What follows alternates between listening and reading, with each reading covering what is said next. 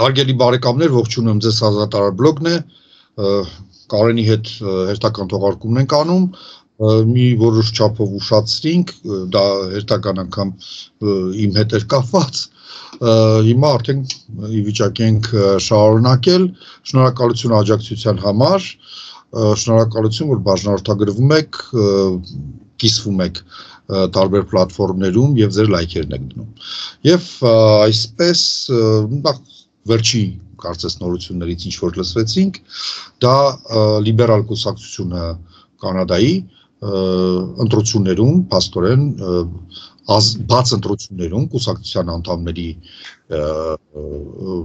ընտրեց նոր լիդերի, դա Մարկ Կարնին է, հիմա մի երկու խոսքով կասեմ իր մասին, բայց նայեք ինչով է տարբերում ժողովրդավարական երկրների կուսակցությունները, այն ինչ որ Հայաստանում կոչվող կուսակցություն, հա, ուրեմն 600,000 հոգի ընտրության իրավունք ուներ, 600,000 հոգի կարող էր գալ եւ ընտրել այդ լիդերին, մի քանի մրցակցային լիդերներից, եկել է 150,000 մարդ է մասնակցել, այսինքն ամբողջ Կանադայով այդ քվեարկությունը իրականացվում է, փաստորեն այդ մինի ընտրություններ են եւ 80%-ից ավելին մասնակիցների ստացել է Կարնին, այսինքն միանշանակ է, որ ինքն է հաղթել, այսինքն ով հետաքրքրված էր այդ ընտրություններում եկել է եւ քվեարկել է իրեն, միանգամից բոլոր տեխնացուները ընդունում են, ծափ են տալիս, փաթաթվում են եւ այլն, ոչ մի խնդիր չկա, դա լիբերալ կուսակցության անդամների կողմնակիցների ընտրությունն է եւ լիբերալ կուսակցությունը այդ լիդերով գնալու է ընտրությունների, նախ անձի մասին, հետաքրքիր կերպար է, աշխարհի լավագույն բանկիրներից եւ ֆինանսիստներից է, այդտեղ կարելի է ֆոն դեր Լայենին մի քիչ համատել, այդ թեմայից է, ինքը համարվում է ճգնաժամային մենեջեր, ոչ միայն Bank of Canada-ի ղեկավարն է եղել, այլ նաեւ Bank of England-ի բավական երկար, որովհետև այնտեղ Brexit-ից հետո եւ այլն եւ COVID-մովիդ բնականաբար լուրջ ճգնաժամ էր, որը մինչեւ այսօր էլ ամբողջապես դեռ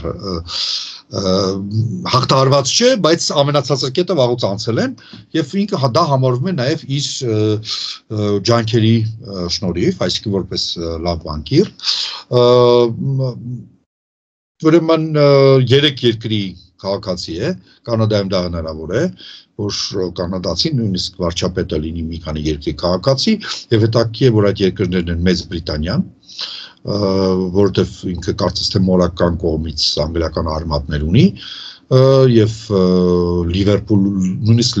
Լիվերպուլի եթե չէ, թե Էվերտոնի մեծ երկրպագուն է եւ Լիվերպուլում ունի բարեկամներ,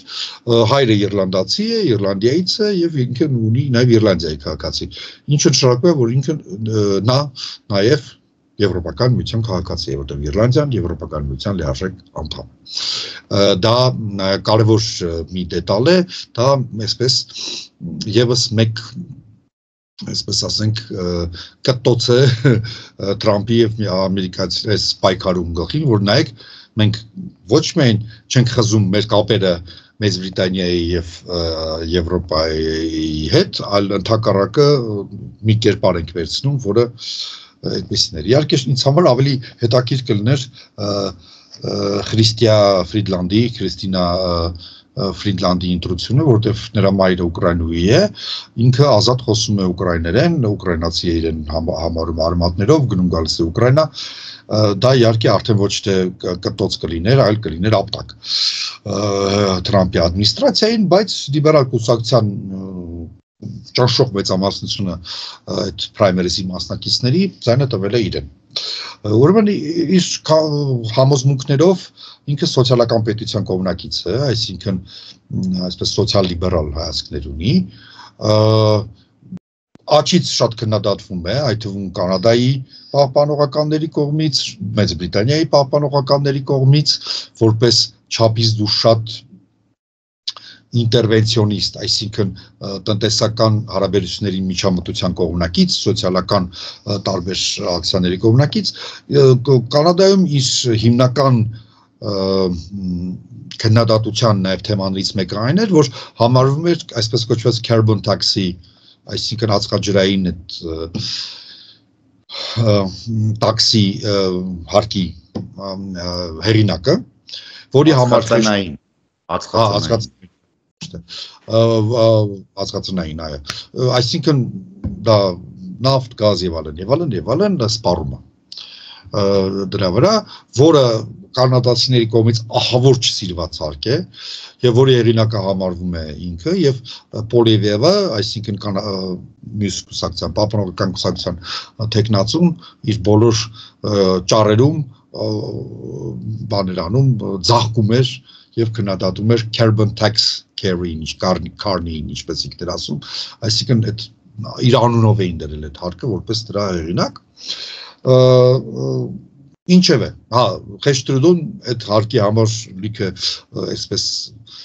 հայյանք բան թուքումուր էր ուտում, բայց համարում է որ հեղինակն ինքն է։ Հիմա իր ճառը շատ կարևոր է։ Ճառը ամբողջությամբ անգլերեն էր, դա կարևոր է, համարվում է որ Կանադայի վարչապետը պետք է եւ ֆրանսերեն տիրապետի եւ անգլերեն Պարտադիր չի, որ ֆրանսերեն ինքը ֆրանսախոսի նման իմանա, բայց ինքը պետք է կարողանա ճառ ասել, լրագրողի ինչ-որ հարցին պատասխանել եւ այլն եւ այլն։ Եվ նույնիսկ ես տեսել եմ դեպատներ, որոնք աշխարհի ոչ մի տեղ չես տեսնի, երևի։ Ես չեմ տեսել։ Երբ որ ասենք տեխնացուները վարչապետի փոխում են լեզուն ճառի կեսից։ Այսինքն ինքը սկսում է անգլերեն, հետո կես ասում է ֆրանսերեն, ցույց տալու համար, որ ինքը դիմում է եւ ֆրանսախոսներին եւ անգլախոսներին։ Կարնիի խնդիրներից մեկը նաեւ որ ինքը ֆրանսերեն վատ է տիրապետում, բայց խոսք է տվել, որ ֆրանսերեն լեզվի եւ ֆրանսախոսների իրավունքները պաշտպանելու է տրադիցիոն լիբերալ կուսակցությունը համարվում է պրոֆրանսիական պրոֆրանսախոսական այդ առումով պահպանողականների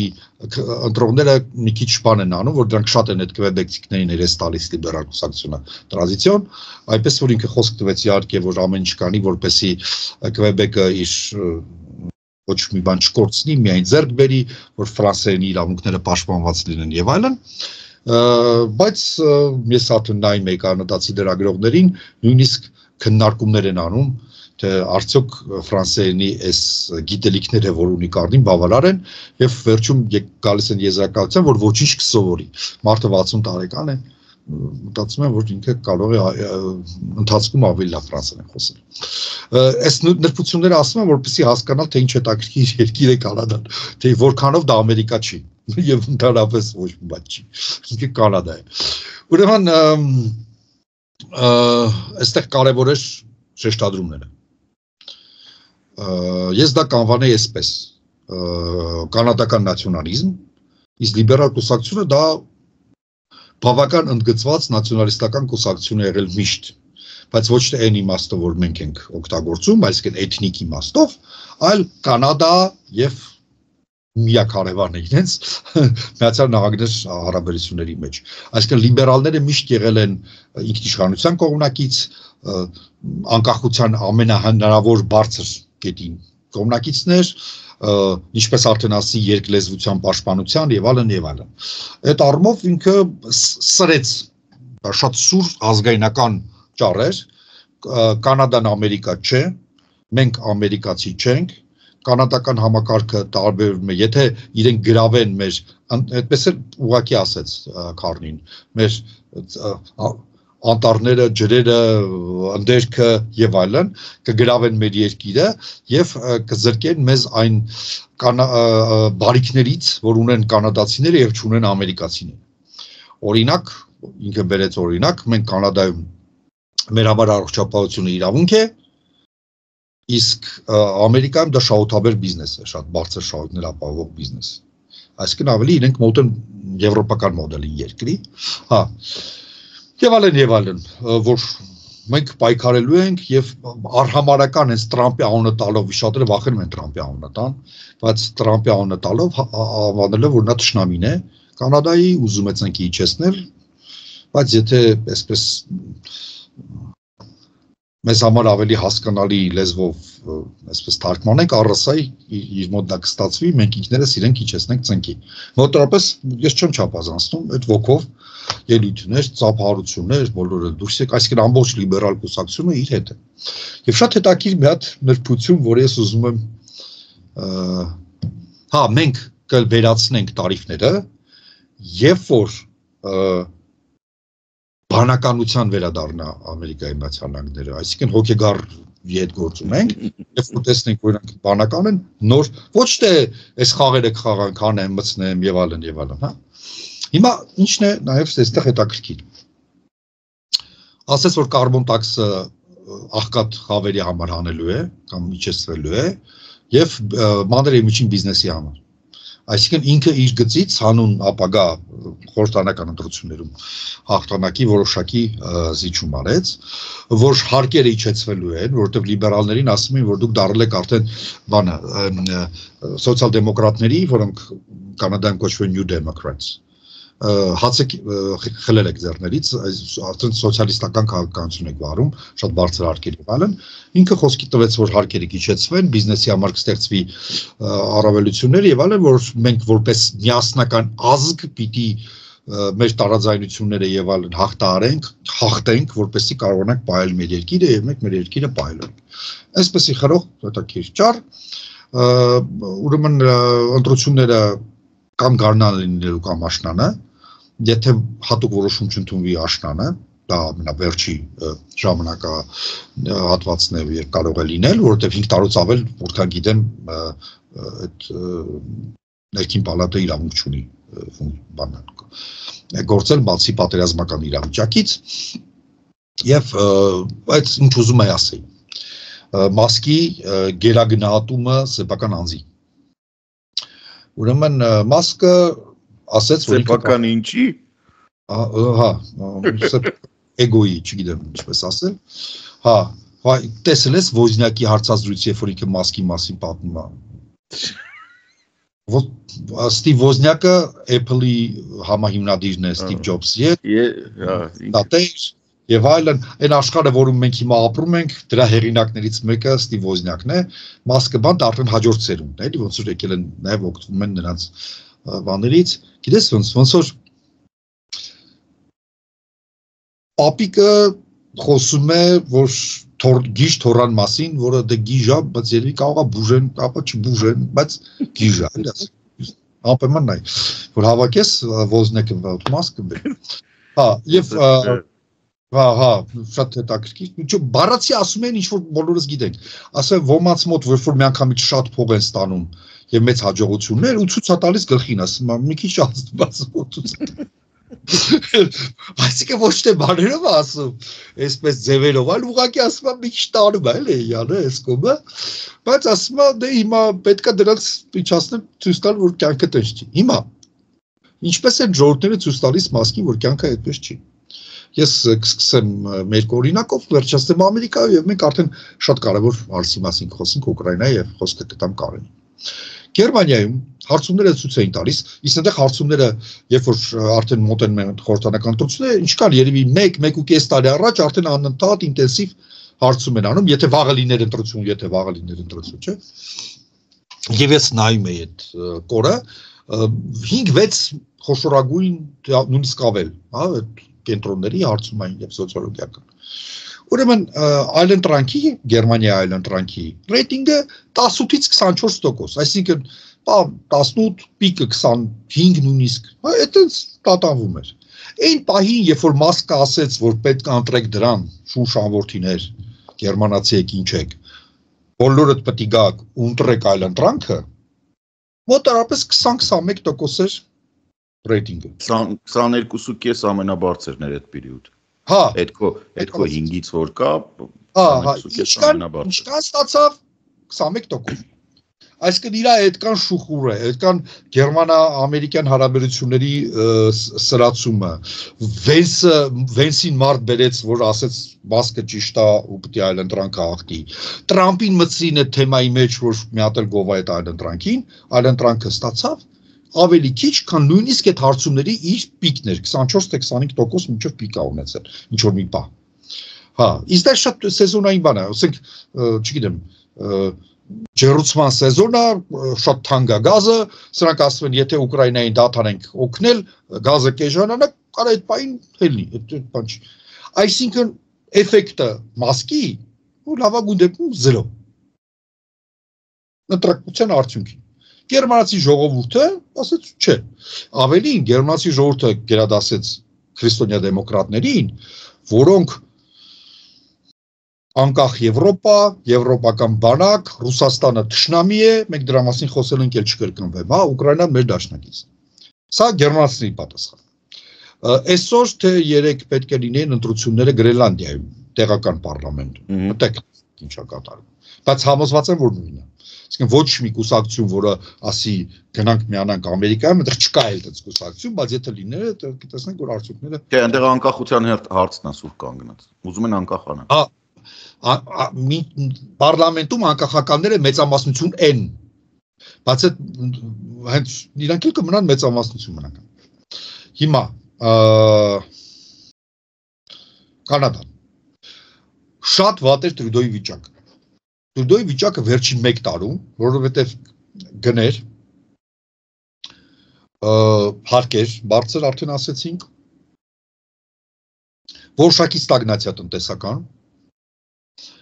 իմիգրացիա անսահմանափակ գրեթե, եւ իմիգրացիայի ինչպես լինում է դեպքերում, նույնը Ամերիկայում, Եվրոպայում, եւ այդ խնդիրը լուրջ խնդիր է, հանցավորության եւ այլն աճ։ Իսկ Կանադան դա Ամերիկա չի, դա հանցավորությունը հանցավորություն։ Հա, բանում, ասենք ոնց որ իմանանք, որ մանկապարտեզի տարածքում ինչ որ մի հատ բանդա է գործել 75 հոգանոց, բան չէ, ասենք հանգիստ է այդ Կանադան համատած Ամերիկայի, հա, եվրոպական ստանդարտների տեղ է ու հանցավորության աճ։ Եվ այդ ամեն ինչը բերել էր նրան, հա, եւ բնականաբար պահպանողականները ձեռին բերեն նոր ոգով, այսինքն փայլուն պոլիմիստ, շատ սիրուն սիմպաթիչնի հմայիչ տղա, անընդհատ անձամբ Տրյուդոյին վիրավորող եւ կպնող, դա էլ մի քիչ սպეციფիկ դեպի տրամպական բանն է, եւ պոպուլիստ, իհարկե չեմ համատում Տրամպի հետ, որովհետեւ Կանադայի քաղաքական մշակույթը եւ Ամերիկայի քաղաքական մշակույթը տարբեր են, այնտեղ այդպեսի ծայրահեղություններ չեն կա, որտեղ պահպանողականն էլ հանրապետականի նման չի, լիբերալն էլ, չգիտեմ, դեմոկրատի նման չի, իրենք չափավոր քաղաքական արժեքների եւ բավացքի մշակույթ ունեն, բայց ինչեւ է, եւ այդ պոլիվերն էլ էր ազդում, գիտես ի՞նչ կա ներ տարբերությունը, 20 քանի տոկոս, այսինքն ցանկացած պայի, եթե ասենք հայտարարեին, որ վաղը ընտրություններ են, ջախջախիչ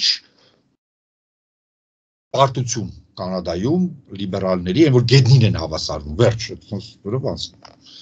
Դե երկու անգամ տարբերությունը դու հասկացի դա ինչ է, երկու անգամ տարբերություն։ Եվ որ պարոն Տրամպը սկսում է այս բաները, հռետորաբանությունը եւ գործողությունները Կանադայի դեմ, Մասկը կպնում է Տրյուդոյին, Տրյուդոն էլ ասում է ես կանադացի եմ, մենք կպարտենք, մենք չենք հանձնվի, լսի հիմա մի քանի օրում բարձրացել է ռեյտինգը 40%, 40 քանի, 20 քանիսից, հիմա հավասար են, ասենք մի շաբաթ պահպանողականներն են մի քիչ ավել, մի շաբաթ լիբերալները այսինքն դու պատկերացնում ես, ես ինչու է դա ասեցի, իրանց թվում է, որ եթե իրանք այնքան ազդեցիկ են, ու այնքան սիրված են, որ եթե մատով դնեն մի երկրի վրա, ասեն, որ այս սենց է, մածունը կարաչա, այդ ժողովուրդները պիտի ոգևորվեն, ասեն, դե Մասկը ասեց, դրանց հետո Վենսից ու Մասկից հետո արա Վենսն էլ Փաշինյանի հետ կես ժամ խոսել է, ոնց կարա ուրիշ ձև լինի, բայց տեսնում ես, որ ռեակցիան ժողովուրդների, որ լրիվ ուրիշ է, 180 աշճան ուրիշ է, այսինքն իրենց կարող է իրանք մի տեղ ինչ-որ հաջողության հասնեն, կարող է պահպանողական կուսակցությունը հաղթի ընտրություններում Կանադայի, դե խնդիր չկա, բայց Պոլիևնին է փոխել իր հռետորաբանությունը, մենք Կանադան միշտ, Կանադան սենց, մենք կանադացիներս, այսինքն այդ աշխատումը պրոտրամպական, պրոամերիկյան չերևալ, այսինքն նույնիսկ Պոլիևը այն չի, էլի, էլ չեմ ասում, ես նայում եմ պրովինսների վարչապետները կանադական, դա ամեն մեկը առանձին Ամերիկային պատերազմ հայտարարել արդեն վաղուց, Փառք Աստծո բանակ չունեն, թե չէ եթե բրիտանական Կոլումբիան, Օնտարիոն, չգիտեմ, Ալբերտան, Քվեբեկը բանակներ ունենային, հիմա դրանք երևի Ամերիկա մտել էին Վերմոնտը հետ էին վերցնել, որովհետև Վերմոնտը փաստորեն պիտի Կանադա լիներ, չխրվենք պատմական մանրամասների մեջ։ Վենսին չասես, Վենսին չասես։ Դե բանա, դե Վենսը Կենտուկիից է, Կենտակիից է, այն բանը։ Հիլբիլի են ասում այդ բանից։ redneck-ները դա ավելի կենտրոնական եւ հարավային բանն է, իսկ այդ redneck-ների տիպի ամերիկացիներին այդտեղ ասում են hillbilly, այսինքն դրանք բլուրների ապրողներն են, էլի։ Հա չինքն էլ իր մասին ասում, գիրքը էլեգիա է, չէ՞ կոչվում, hillbilly էլեգիա է կոչվում, այսինքն ինքը ընդունում է, որ իրանց տենց են ասել։ Լավ, ես այդ ամեն ինչի բան արեցի, որ Կանադայում կա նոր լիդեր, որ հստակ ինքը տանելու է դեպի Եվրոպայի եւ Մեծ Բրիտանիայի հետ մերձեցում եւ հակադրվել Տրամպի քաղաքականությանը տնտեսական տարիֆների միջոցով պաստորեն ընդունում է մարտահրավերը։ Հայաստանում եւ Հայաստանի շուրջ կան ռեալիստներ, այսպես կոչված ճակերտավոր, այդ էլ ասեմ ու տամ քեզ, կաշխատեմ ընդհանրապես։ Չէ, իրանց քեզ պահի, ապեր ինձ իրենք։ Հա, չէ, ես այդ դրանց չեմ ասում, որոնք ցանկացած ասում, երբ որ ուժեղ է գալիս քեզնից մի բան ա ուզում, միակ բանը, որ դու կարող ես բանակցես, որ ոնց ասեմ, վերջում մի հատ էլ քացուտակ չգցեն գոնե կամ ասենք բան անեն, էլի։ Լավ տենց օրինակներ չբերեմ, ասենք, մենակ տպեն ուրիշ բան չանեն։ Տեսնում եք, որ պաստորն ասում են Զելենսկին իր շարա։ Մարդը Ռուսաստանին չի ասի։ Հիմա ոչ կռիվ կլներ, ոչ պատերազմ կլներ, չէ։ Ինքը տենց բաներ, խելացիներ, խելամիտներ, էլի, տենց բանով, տենց խելքի պուտուկներ ոնց է պատատս կասեր, մենք շատ ունենք։ Բայց տեսնում եք, որ պաստորին Կանադայում են ունես, բոլորը չեն խելքի պուտուկ, էլի, այնտեղ կան տենց բաներ։ Իրենց հայրենիքը սիրող եւ իրենց հայրենիքի համար պայքար վարող մարդիկ։ Այսքանը։ Իհարկե Տրամպի եւ Մասկի հռետորաբանությունը եւ այլն եւ գործողությունները ուղղակի արդեն ազդում են նաեւ Ուկրաինայի եւ ռուս-ուկրաինական պատերազմի վրա։ Իհարկե դրանք չեն կարող լինել այս փուլում որոշիչ պարկաստծո, բայց չեն կարող ազդեցություն չունենալ։ Եվ ես դրա մասին ուզում եմ, որ Կարենը ձեզ ներկայացնի։ Խնդրեմ։ Մերսի Արմջան, չէ, Կանադան իրոք կարևոր էր, ես տենց էլ ոնց որ պայմանավորվել էինք, կամ տենց ավանդույց է ձևավորվել, դրան Արմենն է հետևում, դրա համար հիմա բոլորս ահագին բան իմացանք, ես որ չէի պատկերացնում, որ այդ բանի իրենց պահպանողականները այդ կարգի վարկանիշի կորուստ են ունեցել կամ վարկանիշ չեն հավաքի, ես չէի սպասում, ես գիտեի, որ վարկանիշը բարձրացել է, բայց այդքան չէ։ Չնայած իրենց տնտեսական բանավեճերին եւ Մելանի Ժոլի Կանադայի արտգործնախարարի բաներին ակտիվորեն հետևել եմ, այդ թվում իր տրված հարցազրույցների եւ ես կարծեմ, որ իր հարցազրույցներն էլ էցելցրել է ռեյտինգը։ Հա, ինքը ֆանտաստիկ բան է, նախ ինքը ֆրանկոֆոն է ու ինքը իրոք այն արտգործնախարարն է, որից ես մի 4 հատ տարբեր պաշտոններում մեր մոտ ուզում եմ տեսնեմ, որտեղ շատ պատրաստված փայլուն պատասխաններով, այն որ ինքը ամբողջությամբ այդ քաղաքականությունը տապալեց։ Քաղաքականություն, որի մասին ես հիմա ուզում եմ խոսել։ Ուրեմն իմ խորին համոզմունքն եմ ուզում ասեմ, եւ ես 2 շաբաթ աման եմ գալիս հիմնավոր տվյալներ, որպեսզի փորձեմ հերքեմ հիպոթեզներս, բայց դեռևս չեմ գտնում։ Դրա համար ասում եմ, չհերքված եւ արդեն շատ մեծ հավանականությամբ տեղի ունեցել դավադրական պայմանավորվածություն Պուտինի եւ Տրամպի միջև։ Տրամպը իր ամբողջ ուժով ամեն ինչ անում է եւ հանձնում է Ուկրաինան, դրա դիմաց Ռուսաստանը չի աջակցում կամ դավաճանում է կամ օգնում է կործանել Իրանի ազդեցությունը Մերձավոր Արևելքում, քանի որ Տրամպը հայտնի է դա առաջի իր բանից էր հայտնի։ Ոնց արա ռուսը ինչ որ մեկին կարա դավաճանի, ես ինչ ես խոսում։ Չէ, չգիտեմ, դա հեսա պատկերացնում ես, չէ, հիմա լսում են ու բան են, վերնա են գցում մարդիկ։ Ասենք չէ, անջատում է բացիլիզը ջարդ։ Խոսքը նրա մասին է, որ իրականում Իսրայելի շահերից ելնելով այս ամեն ինչը տեղի ունենում, ողջունում եմ բոլոր սովետից գնացած Իսրայել եւ իրենց հրյա համարող տրամպիստներին, ովքեր ասում էին, որ Ուկրաինան մենակ կշահի եւ Տրամպը ամենալավ բանն է, որ Ուկրաինայի համար կարա լինի, բարև ձեզ, դուք ստացել եք ձեր ամենալավ պատվերը, в общем, распишитесь, получите, ինչպես ասում են, ստորագրեք, ստացեք ապրանք։ Իսրայելի քվեարկությունն էլ մակում Այո, Իսրայելի քվեարկությունը ՄԱԿ-ում ընդ որում ասեմ, Ամերիկայում նույնիսկ դեմոկրատական մամուլը նենգաբար թաքցրեց այն փաստը, որ Ուկրաինայի դեմ քվեարկել էր ԱՄՆ-ն, Ռուսաստանը, Իսրայելը, Հյուսիսային Կորեան, մի վագոն աֆրիկյան սահելի պետություններ, բայց Ուկրաինայի դեմ չէր քվեարկե Իրանը։ Իրանք բոլոր տեղերում ասում էին, որ Իրանը հատուկ ասում են, բայց դա այդպես չի։ Փաստ է, ՄԱԿ-ի քվեարկությունը կա։ Այն պահին, որ եղել է ուկրաինական եվրոպական առաջարկը եւ քվեարկվել է, այդ առաջարկի դեմ քվեարկել է ԱՄՆ-ն, Իսրայելը եւ Ռուսաստանը։ Մնացածը լնգուլավազը էական չի։ Իրանը չի եղել։ Իրանը քվեարկել է Հայաստանի եւ բոլոր այլ երկրների նման չեզոք մնացել, որովհետեւ ասենք դե պարզա ոչ մի տենց եթե դու Ամերիկայի դեմ պայքարի առաջնամարտիկը չես, այսինքն դու չես պոստը պահում, ցանկալի է այդ հարվածը տակ չընկնել, ինչը ընդունելի է եւ հասկանալ։ Կրկնում եմ, Ուկրաինայի դեմ թշնամական այդ ճամբարը կամ այդ թշնամական ողնաշարը 3 երկրի կամ 3 կետի վրա է հիմնված։ Այսինքն ինքը ամբողջությամբ կայուն է։ Բանում լեռնագնացության մեջ կա 3 հենակետի կանոն, այսինքն ու ցանկացած պահին պետք է առնվազն 3 հենակետ ունենաս, եթե ուզում ես գոնե հանգստանաս։ Եվ այդ 3 հենակետերը դա ԱՄՆ-ն, Ռուսաստանը եւ Իսրայելը։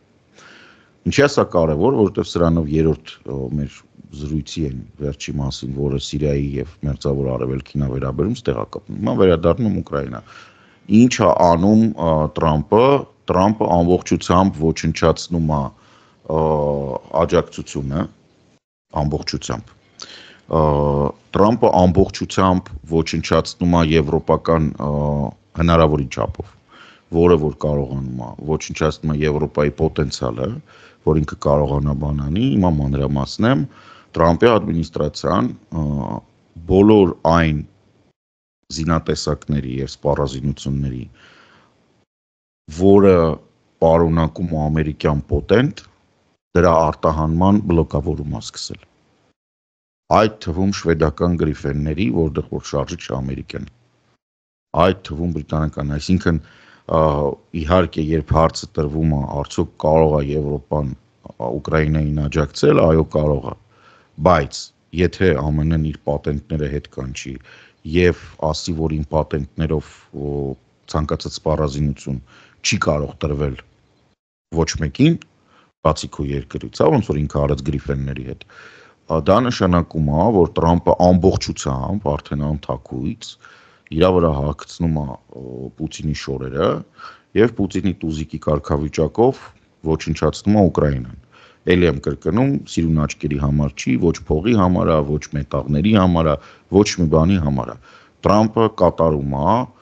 իր ներքին պլանը, որ Հյուսիսային Ամերիկա մայրցամաքը դա իր ունեցվածքն է,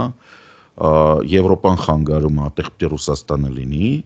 իսկ աշխարհում գոյություն ունի ընդամենը մեկ երկիր բացի մեզանից ու ոչ դա Ավստրիան չի, ինչպես մենք ենք մեր լեռները,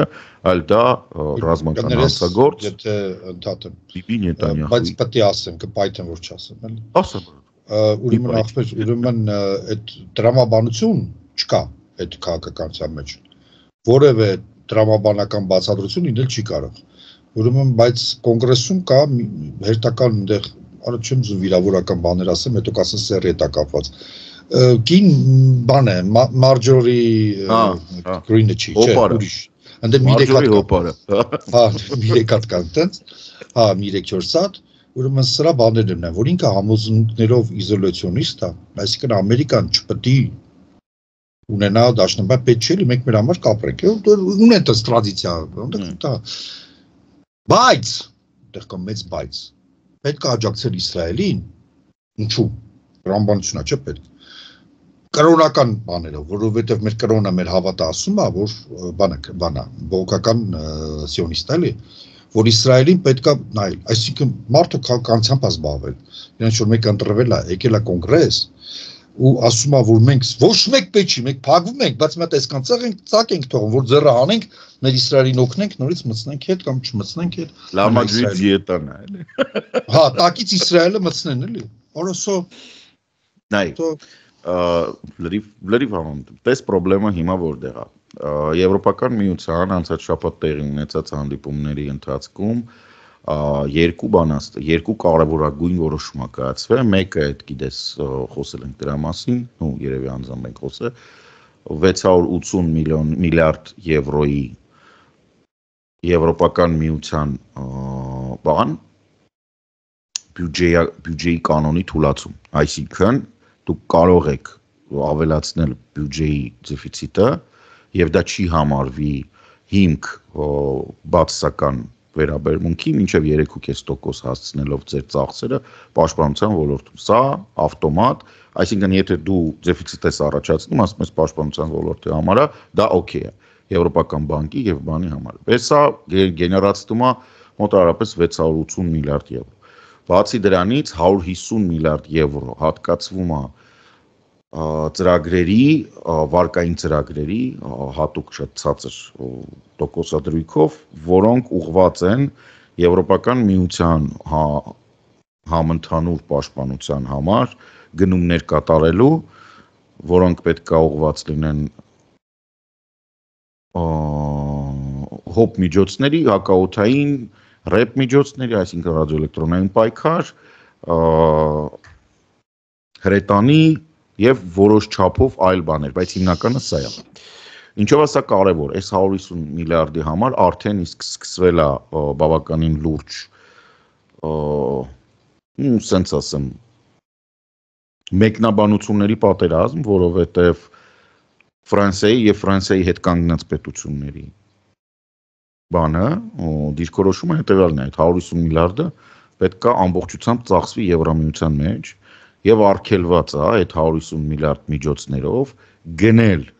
զենք, զինամթերք, զինատեսակ, սպառազինություն Եվրոպական միության տարածքից դուրս։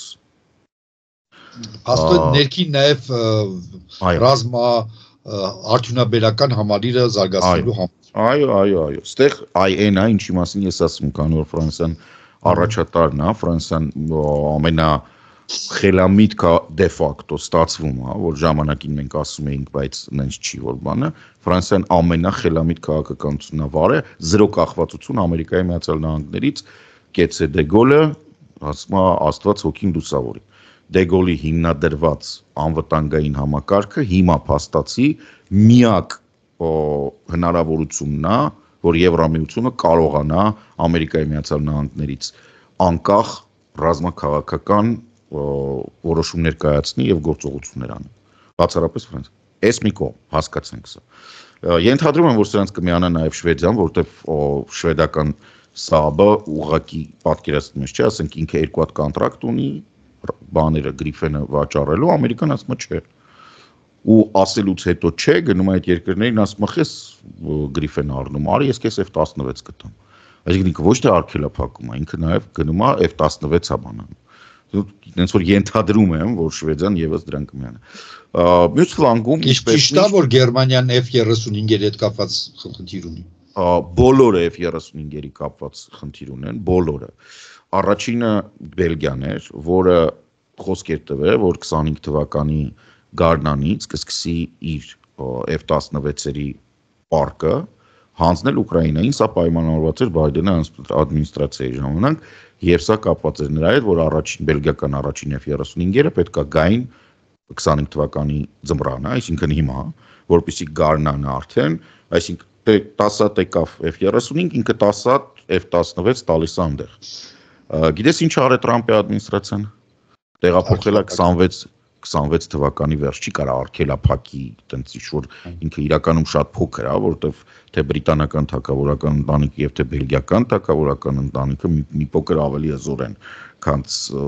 Տրամպը եւ Ձիվան Շողվենսը։ Բայց ասելա հիմա չի ստացվում, կներեք, տենց ինչ-որ խնդրեմ ունենք, բան ունենք, 26-ով ավտոմատ սա նշանակում է, որ Բելգիայի 40 հատ F16-ը չի գնալու, որովհետև դե պարզ է, չէ, Բելգիան չի կար։ Նու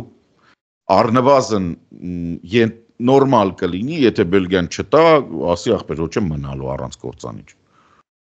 չեմ կարող առանց ավիացիա մնամ, դրա համար սպասեք ենի կգա կտամ, այս իր այրտի։ F-35-ը Գերմանիայի համար սա էլ է թեմա, որովհետև այնտեղ կա Eurofighter Typhoon, գիտենք իրանց գերմանո-բրիտանական եւ նաեւ Leonardo-ի այդ բանը։ Բայց խնդիրը մենակ այդ չի, Գերմանիան ուրիշ բան է անում։ Գերմանիան հակադրվելով ինչ որ չափով հակադրվել, Շոլցը դեռևս, Շոլցն է ասել, սա պետք է ֆիքսել։ Շոլցը հակադրվելով Մակրոնին, ասելա որ չէ, մենք պետքա դրանով 150 միլիարդով գնենք նաև այն երկրներից, որոնք Եվրամիության անդամ չեն։ Ուրեմն կա Բրիտանիա, որը քիչ թե շատ օքեյ է, բայց Բրիտանիայի հիմնական հզորությունները կամ Տալեսի հետ են, կամ BAE-ի, որը Շվեդիայում էլ կա, այսինքն կարիք չկա առանձին նշել Բրիտանիան։ Բրիտանիան առանձին բան չի արտադրում։ Չինաստան, Հնդկաստան, Կորեա, Չէ, Թուրքիա։ Հա դե ընտրողներ են ուզում, թուրք ընտրողներ ունեն, հա։ Ապրես, տեղական մարմիններում ընտրություններ են 5 բան են ուզում։ Պատկերացնում ես, չէ՞, Մակրոնը թղթի վրա ինչ ա նկարել ուղարկե։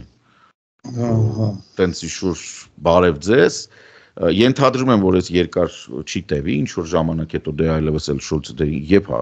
բաները լինելու։ Բայց այս Մարտի վերջին ասում են արդեն ձևավորվելու է։ Это в общем։ Հաստատ վարչապետ որ չի լինի 100%, բայց հա, դե в смысле վարչապետ չեղավ արդեն հերիքա։ Սա է, բայց այդ 150 միլիարդը կա ամեն դեպքում կլինի Թուրքիա թե չի լինի, սա ուրիշ հարց է, լրիվ երկրորդ եւ вообще հետաքրքիր չի։ Ամեն դեպքում լավ, հա, չէ, Թուրքիան ինչ է արտադրում ուրիշ է։ Թուրքիան ամենակարևորն է անգեր այնտեղ բաների հարցն է, բայրակտարների հարցն է։ Բայրակտարը կնքեց պայմանագիր նաեւ Լեոնարդոյի հետ։ Եվ ես ենթադրում եմ, որ ստեղ մեր բարեկամ իտալացիները ուղղակի ռիսկ չեն արել ուղիղ ճակատ դուրս գան Մակրոնի, որտեղ Մակրոնը արդեն կարող է կոշիկ սրբի Իտալիայի վրա, որտեղ նրանք շատ են հանում, Գերմանիայի միջոցով են բան այդպես, Eurofighter Typhoon, այսինքն Rafale-ի բան, մրցակից 5-րդ սերնդի, Rafale չէ, Dassault-ի 5-րդ սերնդի կործանիչի մրցակիցը, դա էլի գերմանո-բրիտանո-իտալականն է, որտեղ Լեոնարդոն մեծ դեր ունի, իսկ Սելջուկ բայրակտարը կնքել է պայմանագիր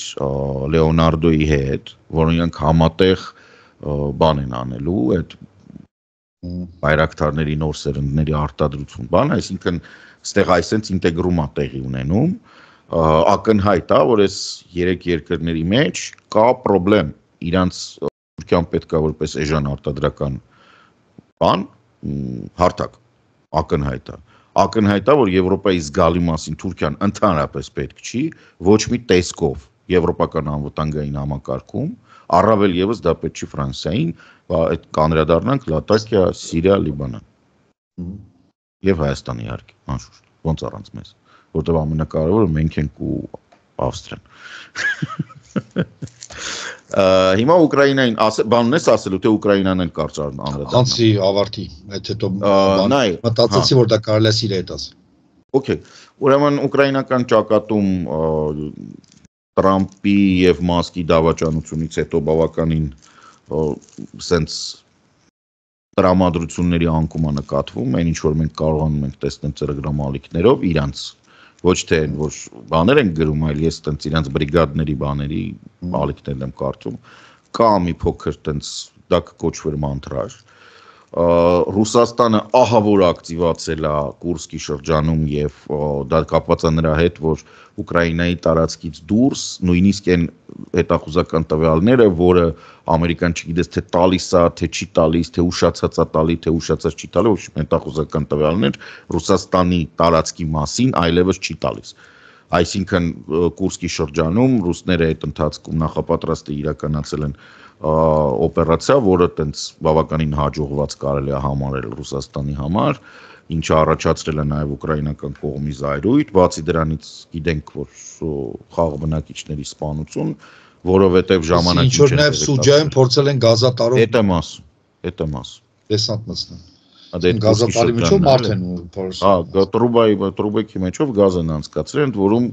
շատ վտանգավոր է։ Իրանք սա երկրորդ օպերացիան է, ուղղակի բան է, էլի տարօրինակ է ինձ համար ոնց են բաց թողել։ Մի հատն էլ է տենց բանում էր Ավդիևկայում էր։ Իրանք Ավդիևկան էլ տենց վերցրեցին։ Կանալիզացիոն տրուբան խողովակների միջոցով եկան մտան քաղաքի կենտրոն դուրս եկան։ Այդ բան չի քաղաքացիական կանալիզացիայի մասին չի գործարանային այդ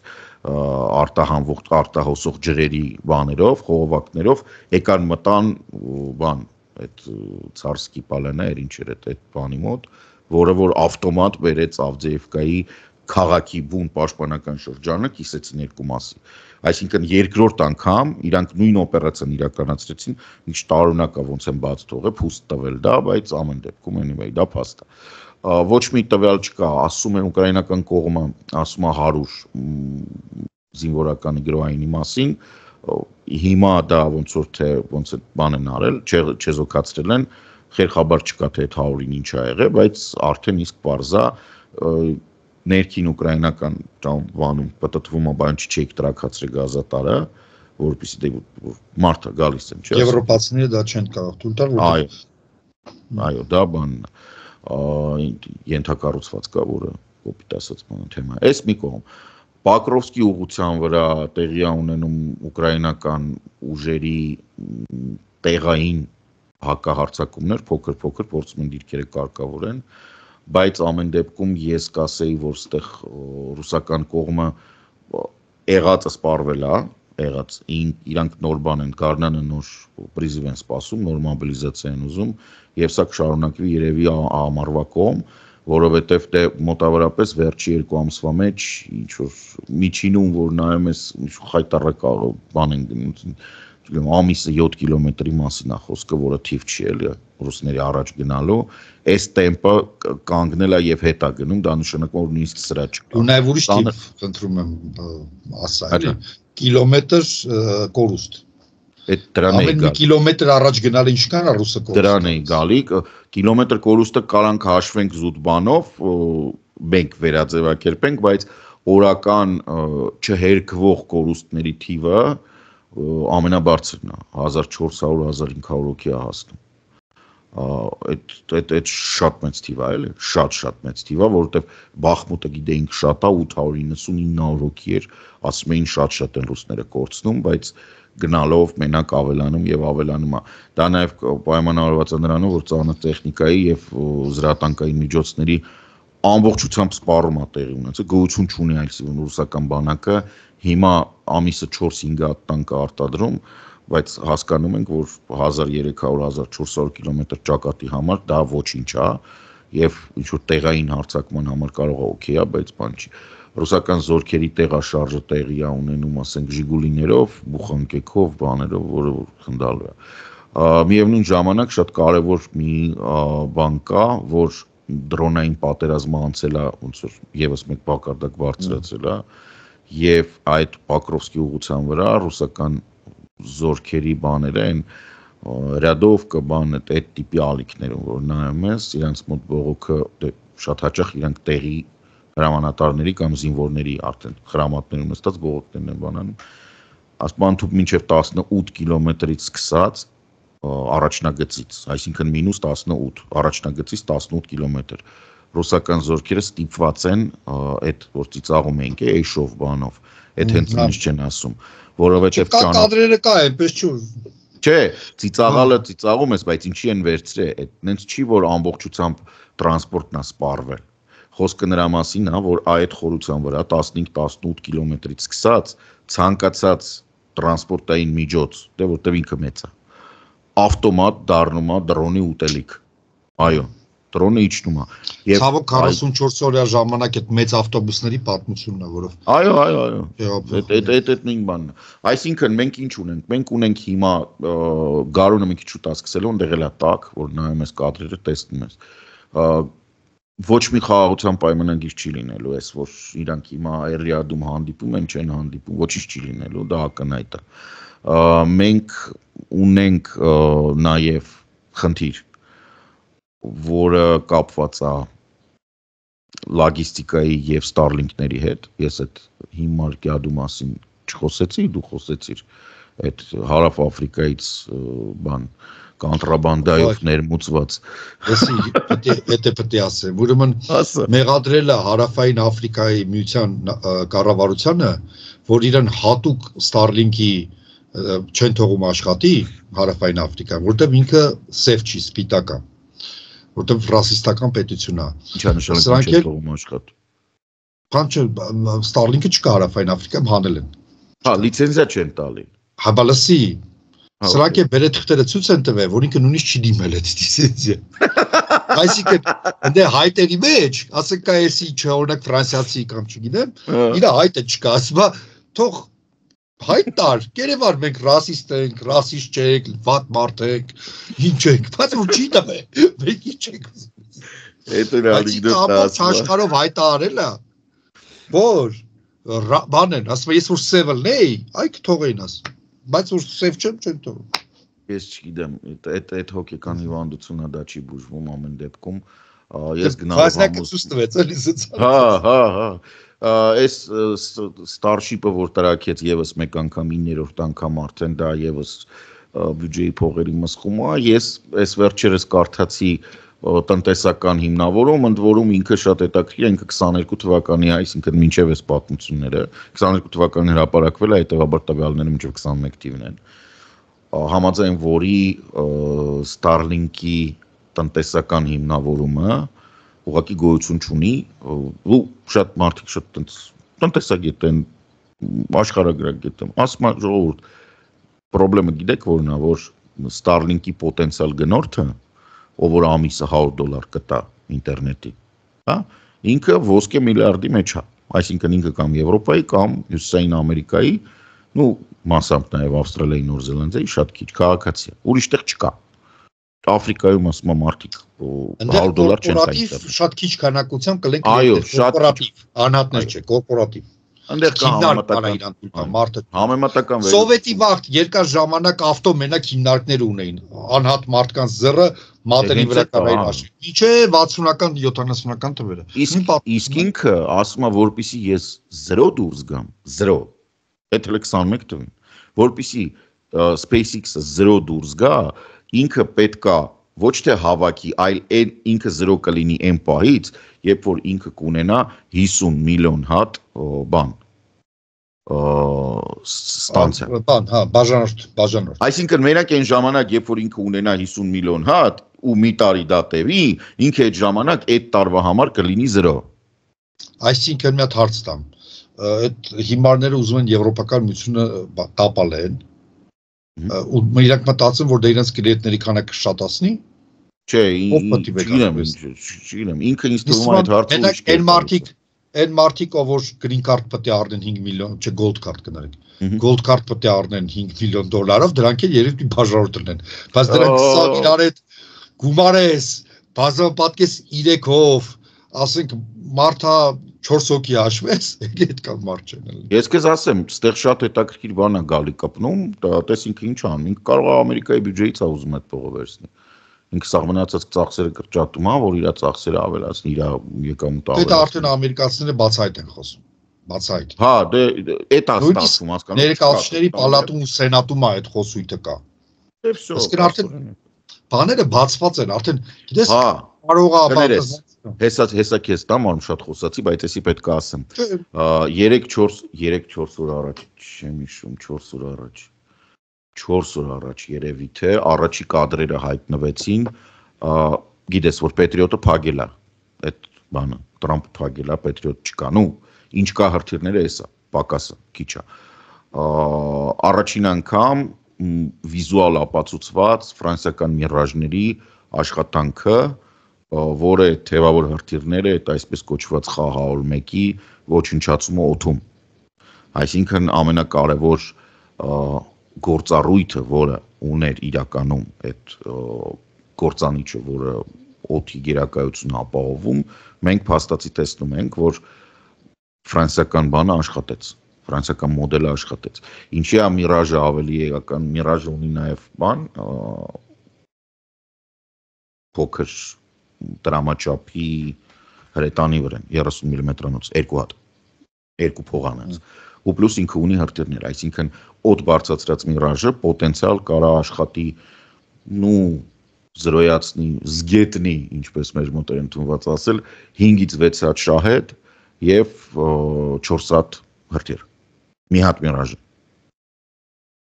Ասեմ քեզ, որ ամեն մի հատ հրթիռը դա մի հատ պետրիոտ էր, իսկ մի հատ պետրիոտի հրթիռը արժի մենակ հաշվարկային բանով արժի $1 միլիոն։ Եվ մի բան էլ շատ կարևոր, այս վերջերս նայեցի մի հատ վերլուծություն, սա էլ եմ ասում ու վсё։ Ամերիկյան այդ հայտնի օգնություն 350 միլիոն ենք տվել, էս են կարել, են կարել բան, միլիարդ, մարդիկ փորձում են հիմնավորեն, ուրեմն խնդիրը որն է։ Գոյություն ունի, գիտես, բան, հաշվապահական գումար, հա, որով որ այդ ապրանքը արտադրվում է։ Քանի որ Ամերիկայի Միացյալ Նահանգները բոլոր օգնությունը, սպառազինությունը, որը ներկայացված է, բոլորը եղել է հին, այսինքն ամորտիզացիան դուրս եկած, Պենտագոնի մոտ այդ թիվն է 80 միլիարդ, որտեղ այդ այն է, ինչը որ իր բալանսի վրա նստած է եղել։ Հա, իսկ եթե թափ թազա յուղը վրեն, ճպճպային ճտիկ ցելոֆանով փաթաթած զավոդից վերցնես, էդի գալիս է մոտավորապես այն թիվը, որը Տրամպը հասում է։ Սրանից գալիս է նաև ուրիշ խնդիր, որ ամերիկյան սպառազինության բանը, գումարները, ահավոր ուռճացված են։ Ամեն ինչի, առողջապահության։ Դե այդ կարող է, չէ, բայց ես դրան։ Չէ, հիմա կասեն, որ սրանք միանգամից հակաամերիկացի դառն, չէ, հարցը այդ չի։ Հարցն է, որ Ամերիկայում այդ մոդելն է, որ նույն բանը Եվրոպայում կարելի է կազմակերպել 10,000 եվրոյում, Ամերիկայում 100,000 կարող է քիչ լինի։ Այդպես ինչ-որ բան այլ մտցված։ Չէ, հակաամերիկացի որն է, Արմեն, ասում եմ քեզ հաշվարկային բանն է, հաշվապահությունը սաղ աշխարհում նույնն է։ Հիմա բալանսիդ վրա այսքան է նստած, բայց նորը որ տայր այսքան կլներ։ Հիմա կոպիտ ասած Պենտագոնը 80 միլիարդ տվել է, այդ լրացնելու համար իրականություն, հա։ Hollywood accounting են ասում, հոլիվուդյան հաշվապահություն։ Ուրեմն, երբ որ ֆիլմը նկարահանվում, շատերը որպեսի շատ ինքնարժեք ինչքան դու բարձրացնում ես ֆիլմի, այնքան դժվար է իրան պրակատ անել, վաճառել, ստիպված պետք է թանկ գնով վաճառես, տարբեր երկրներ, ինքը դառնում է ոչ մրցակցային։ Դա համար պայմանագիր ենք ընկնում, որ արի հիմա մենք քեզ քիչ տանք կամ չտանք կամ շատ քիչ փող տանք, բայց շահույթը դու դառնում ես ոնց որ բաժնետեր կինոյի, այդ կինոյից շահույթ ես ստանում։ Բոլոր ասեք սցենարիստ, անդե չգիտեմ, մոնտաժն ինչքան մարդ աշխատում, հարյուրավոր, հազարավոր մարդիկ պայմանագիր ենք ընկնում։ Եվ կա հոլիվուդյան ինչ-որ հաշվարկային հաշվապահության ձև, որ քանի անգամ սկանդալ է եղել, որ ֆիլմը, որը նստել է $200 միլիոն, բերում է $600 միլիոն, իրանց թղթերով ինքը վնասով է։ Որպեսի այդ փողը չկիսվե ոչ մեկի հետ, դրա համար Ամերիկայում դες հասկացություն կա, հոլիվուդյան այսպես, լավ, ես ասենք հաշվապահ չեմ, նստեց $200 միլիոն, ծախսեց, բերեց $600 միլիոն, ոնց կարա վնասով լինի, լավ կարա ասենք պարզանդեղ ծախսեր կամ բան, բայց վնաս չի կարա, ասում չի, ասում ես, մեր թղթերով վնասով է։ Դրա համար Ամերիկայում այդ թեմաները կան, էլի, այդ հաշվապահության տարբեր ձևերի, հոլիվուդյան հաշվապահություն օրինակ կա, էլի, որ բանը, 100 չի 500 է, տենց մեր մոտ այդպես։ Լավ, հիմա Սիրիան, հա, եթե դեմ չես։ Սարսափելի բաներ են կատարվում Սիրիայում, բայց ցավոք պիտի ասեմ, սա այն դեպքը չի, որ մենք գլուխ ենք գովում կամ ասում ենք, բա մենք ասում ենք արաբան, սա ողբերգություն է, սա լացելու բան։ Գենոցիդ, ասենք կանայք, երեխաներ, ու ես հասկանում եմ, որ իմ ընկեր Արմեն աղան լավ էր գրել, որ այդ պարազիտիկ փոքրամասնության կառավարումը պետք է հետևանքներ ունենա տասնամյակներով։ Դա համար մենք ունենք հայրից մեջ, ասադամոլներ ունենք, չէ՞, որ բա այն ժամանակ, ախր հեռատես մարդը տեսնում է դրա հետևանքը, որ երբ որ մի բան խումբ կրոնական, ազգային, չգիտեմ, կլանային գրավում է երկիրը եւ տասնամյակներով ճնշած ապահով մնացածին, դա ունենալու է ինչ-որ հետևանքներ։ Ես չեմ հանում ցեղասպաններից, Թուրքիայից եւ այլն պատասխանատվությունը, բայց փաստը, որ դա պետք է պարզապես Ֆրանսիայի մի հետևանք կունենար, Բրիտանիայի մյուս հետևանքը կունենար, ցավոք այդ ռեգիոնում այդ հետևանքը դա է։ Եվ սարսափելի բան, մենք ինչ որ ասում ենք, որ սունի ֆունդամենտալիստերի համար այդ սալաֆականների կամ չգիտեմ ինչ ասում վահաբական տերմինը սխալ է, դրա համար չենք օգտագործում, մի օր ես իմ առանձին բանում կբացատրեմ տարբերությունը։ Այդ սալաֆականների, այդ բան Ալ-Կաիդայի, ԻԳԻԼ-ի, չգիտեմ ինչ զրթուզիբիլի հետ կապված ոնց ասեմ, շիա նույնիսկ մարդ չի։ Իսկ ալավիտ ու դրուզը ասում քրիստոնյան իր կարգավիճակով 3 գլուխ բարձր է։ Իրանց աստվածաբանական բանի մեջ, ասենք քրիստոնյա հետ կարելի է բանակցել, կարելի է պայմանավորվել, եթե հրապարակային խոսք ես տվել, կարելի է այդ խոսքը դրժել, եւ այլն եւ այլն։ Կարելի է ինչ-որ տարածքում ժամանակավոր գոնե այդ քրիստոնյային կամ հրեային նույնիսկ տալ կյանքի եւ ունեցվածքի ինչ-որ երաշխիքներ, բայց ալավիտը դրա իրավունքը չունի, դրուզը դրա իրավունքը չունի, իսկ դրանք մոտավորապես ինչքան են, մի 4 միլիոն, հա, երևի, ընդհանուր գուցե ավել։ Եվ դա գենոցիդ։ Սիրիայում, հա, որտեղ այտենց կան նաև։ Մենք Սիրիայից ենք խոսում։ Եվ դրուզներ կան, մի քիչ ավելի քիչ, բայց կան Սամանին Իսրայելի։ Եվ դա մեկ իսկ դա կանայք են, երեխաներ են, մարդիկ են, հա, վատ համակարգ է եղել, հա, պարզ է որ նախկին ռեժիմի դեմքը եւ ողնաշարը այդ ազգից, այդ ժողովրդից են եղել, հա, բայց սո բոլորը բան չեն, իսկ սա խոսքը գնում է ոչ թե արդարության վերականգնման մասին, այլ ֆիզիկական բնաջնջման։ Ու արդեն նույնիսկ եթե պատկերացնենք, որ այդ բանը, որ հիմա արդեն հիշել է իր ազնագրային անունը Ահմադ Աշան, այդ Ջուլանի արդեն Աշա Ջուլանին իր հեղափոխական կեղծանունն է, ինքը վերադարձել է իր անձնագրային սիրիական անուն, որ այդ Աշան կուզեր, որ այդ ամեն ինչը այդքան ցայտուն չլիներ,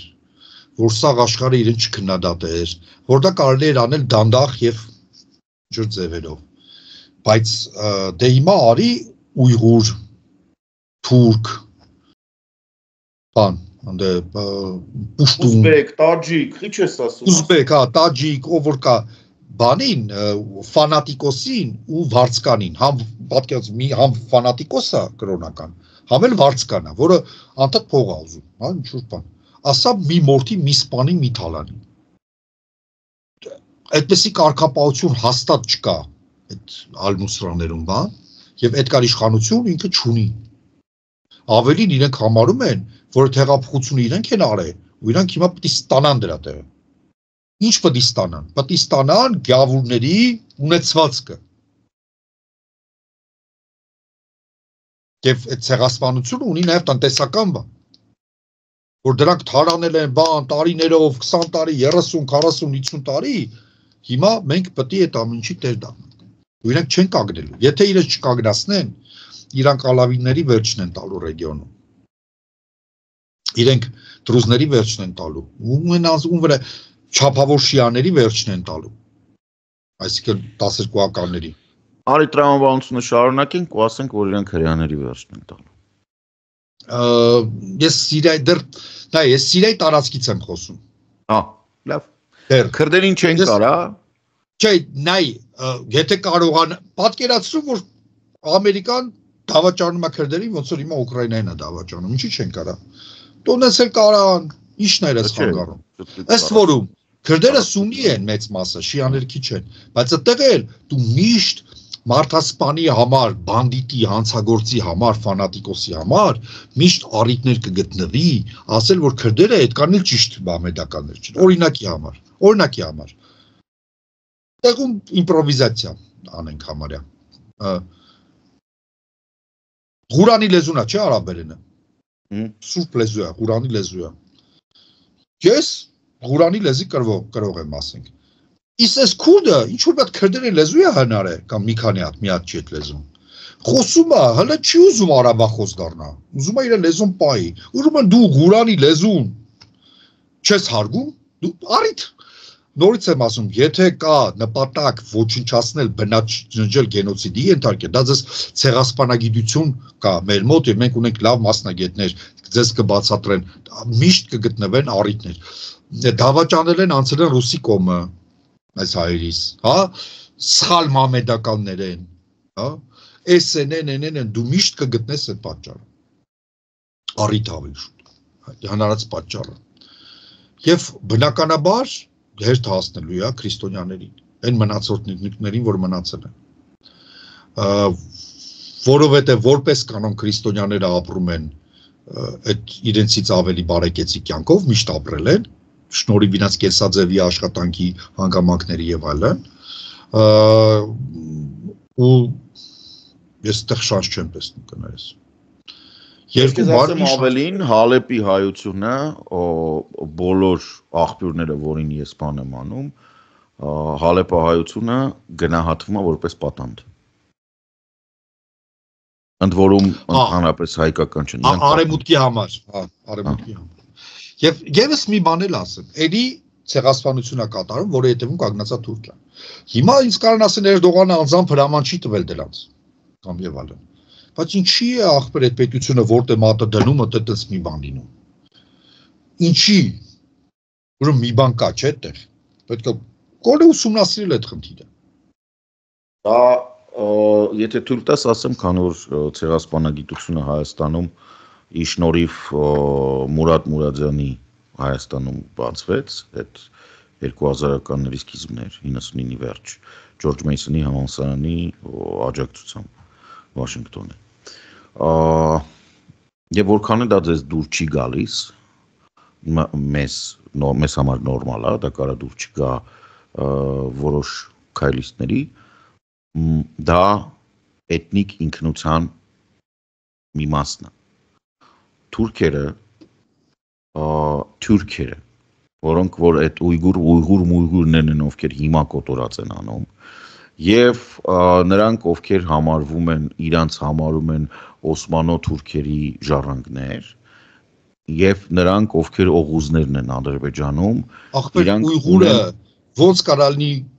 օսմանյան ժառանգ, եթե ինքը նախաօսմանն է, այսինքն օսմաններն են իրանցից ծրծել։ Այս հիմիկվա ուйգուրներին, այս թափթուկներին թող հանգիստ։ Թուրքիան, այսինքն օսմանո-թուրքերը ու Ադրբեջանը, իրանք ունեն բան, պրոբլեմ։ Ինչի են իրանք այդ եղածը ասում, Այա Սոֆյան քեզ օրինակ, այդ ամեն ինչը, հա, չգիտեմ, դադիվանքը, բան, աղվանականա, չգիտեմ, հայկական չի, իրանք պտի տեղի մարդկանց ոչնչացնեն, հետո ֆիզիկական բաները սարքեն, իրանցով սարքեն, հետո հիշողությունը ոչնչացնեն, հետո ոչնչացնեն բոլոր նրանց, ովքեր հիշում են, որ ստե հայեր կան, օրինակ, հա, որպիսի իրանք ինչ-որ միտեղ արդարացնեն իրանց գոյություն ունենալը այդտեղ։ Հասկանում ես։ Հիմա դա ճիշտ ես ասում, տնտեսական է, բայց ինչ տնտեսական է։ Այդ թափթփուկները չեն, որ ուզում են ալևիների կամ հայերի ունեցվածքը լաթակյայում։ Այդ Թուրքիան է, որը ուզում է, որ այն տարածքը, որը իրան մնացել է, որը վզին փաթաթած է մնացել ու ինքը պետք է վերականգնի հիմա։ Հալեբ, Հոմս, չգիտեմ, Համա, Դամասկոս, դեպի դուրս գա դեպի ծով, թե չէ դա անիմաստ է։ Ինքը պետք է դուրս գա դեպի ծով։ Իսկ եթե ծովը լատակյան փակում է, այսինքն այնտեղ ալևիներն են, մի քիչ դրուզներն են, քրիստոնյաներ են, այդ թվում հայերը, իրանք մեծ հավանականությամբ մի օր հիմա իրանք հավատում են ռուսներին, ինչպես բոլոր հիմարները տարածաշրջանում, այդ թվում նաև հայերը, չեմ ուզում բանանեմ, մենոնք էլ էին հավատում։ Մարդիկ գնացել են բանում, գիտես, Տարտուսում բանում պատասպարվել են ռուսական բազայում, փախել են կողքի գյուղերից, գնացել են ռուսական բազա, կադրերը նայեցի, բան եղավ, մոտս ֆլեշբեք էր բանից, Իվանյանից, Իվանյանից ցավը, որտեվ գիտես ինչ ա եղել, եկել են այդ թայր աշամի ներկայացուցիչները, ասել են եկեք գնացեք ձեր գյուղերը, մի մնացեք ստեղ, մենք ձեզ գարանտիա ենք տալի, հələ մոտս ֆլեշբեք է Արցախից, նույն ռուս զինվորները իրանց քաքած վալինակ դեմքով կանգնած, սենց բան են անում, հերթական անգամ հանձնում են հերթական իրանց հավատացին, իրանց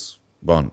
թուրքերին, իրանց կնանիքի սիրածներին, ուրիշ ձև չեմ կարող արտոնացեմ, չգիտեմ ոնց է հայոյան կպահում եմ մեջս կամ որ, բայց լավ, հարցը հետևելն է, Լաթակյան պետք է մաքրվի ամբողջությամբ, եւ այդ լնգու լավազը գալու է ատե ապրի, այդ ցեղասպանության արդյունքը դա է լինելու, որպիսի այդ տարածքը, որը որ Թուրքիան մնաց, իրան պահեց, այն էլ չմնաց, հիմա Թուրքիան մեծ աճիկով կհրաժարվի դրանից, իրան պետք չի Դամասկոսը, իրան պետք չի Հոմսը, իրան Հալեփն է։ Պետք է սահմանային գոտին։ Հա, Հալեփն է իրան պետք եւ վեր։ Եթե մենք խոսում ենք դրա մասին, որ Թուրքիային մնում է այդ ամբողջ տարածքը որպես պատասխանատվության շրջան, այսինքն Հալեփից մինչեւ Դամասկ, իրան ինչ որ չափով պետքա այդ ծովի դուրս գալը, բայց այդտեղ երկրորդ կտորը կա, որը շատ ավելի կարևոր։ Ինչի համար է Թուրքիային պետք այդ մասը, արևելյան ափը, միջերկրական ծովի։ Ոչ թե նավահանգիստների, որտեղ ինքը ունի, ի վերջո Մերկիլիկյան ունի եւ Մերկիլիկյան ամենալավ նավահանգիստներն են։ Այնտեղ հարցը առաջանում մեկ ծովային այդ տնտեսական գոտու, որը որ ինքը վերականգնում եւ գազը։ Այսինքն ինքը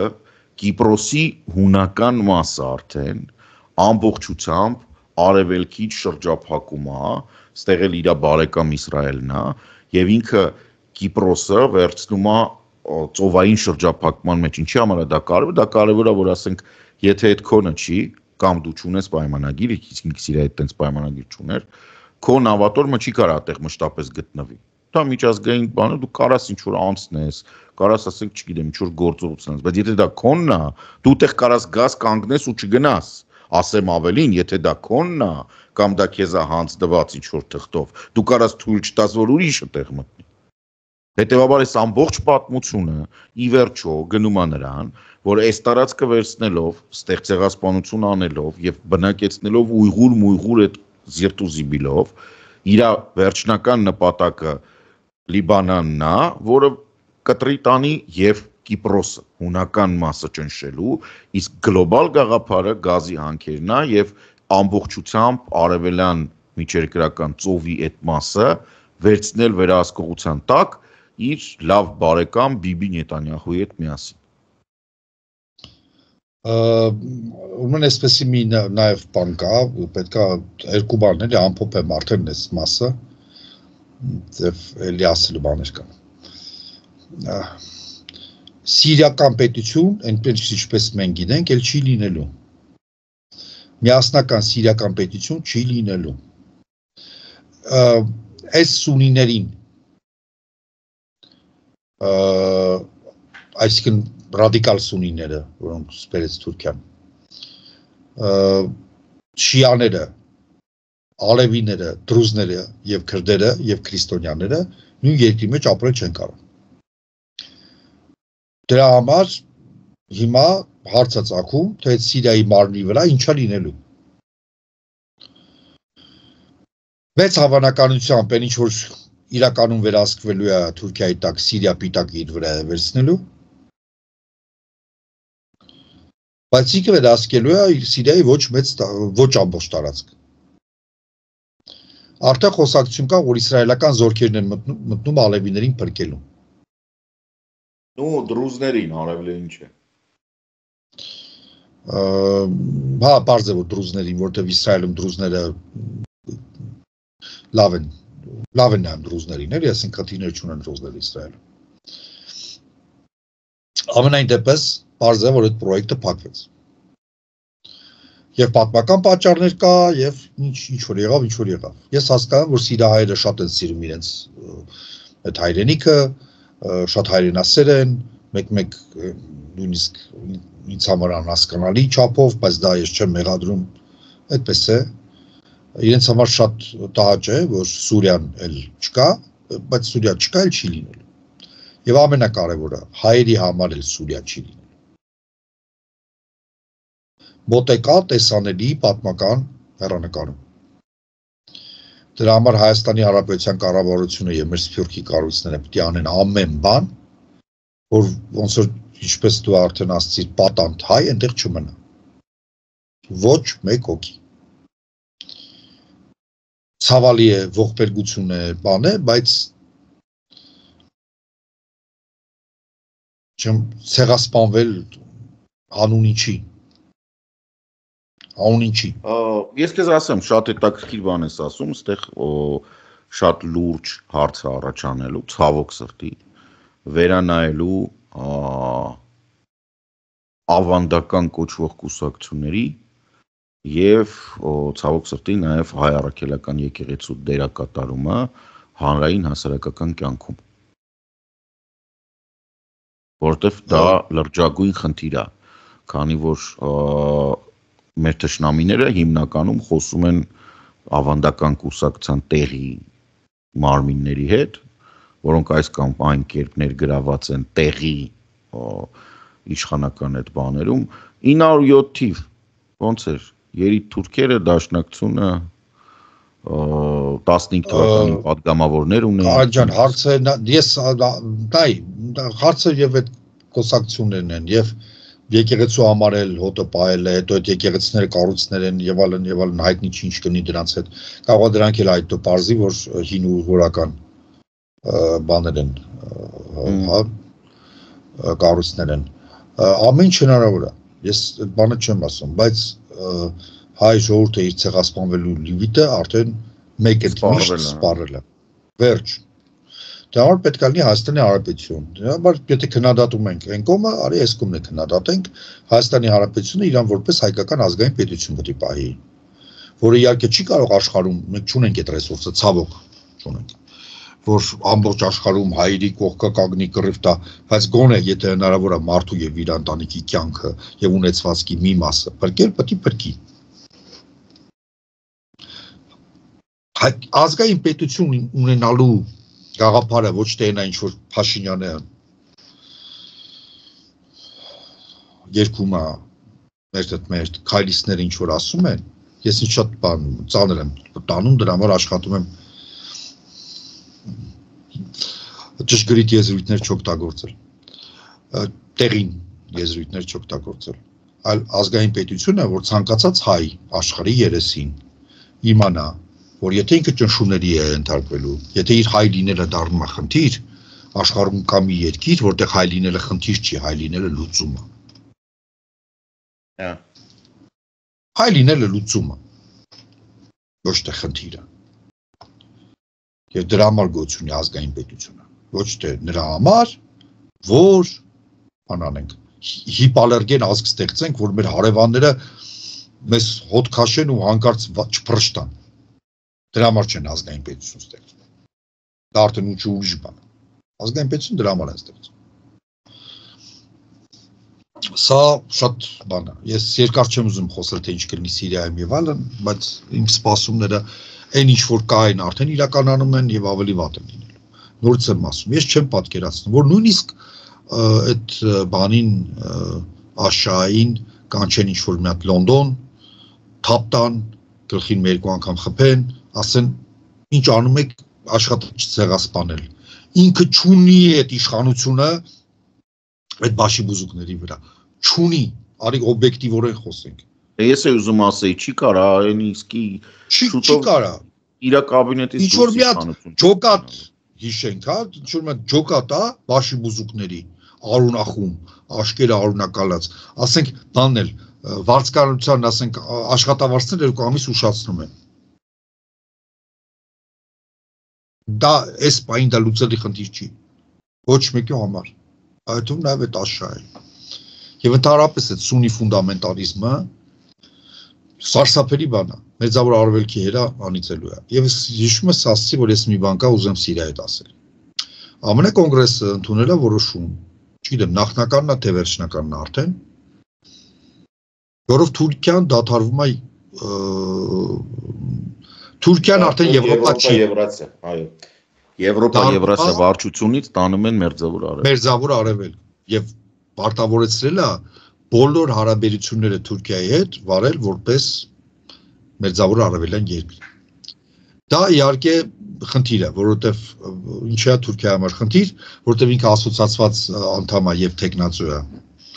Եվրամիության ունի որոշակի պրեֆերենցիաներ առևտրային, որովհետեւ Եվրոպական միության եւ Ամերիկայի միջև կան պայմանագրեր,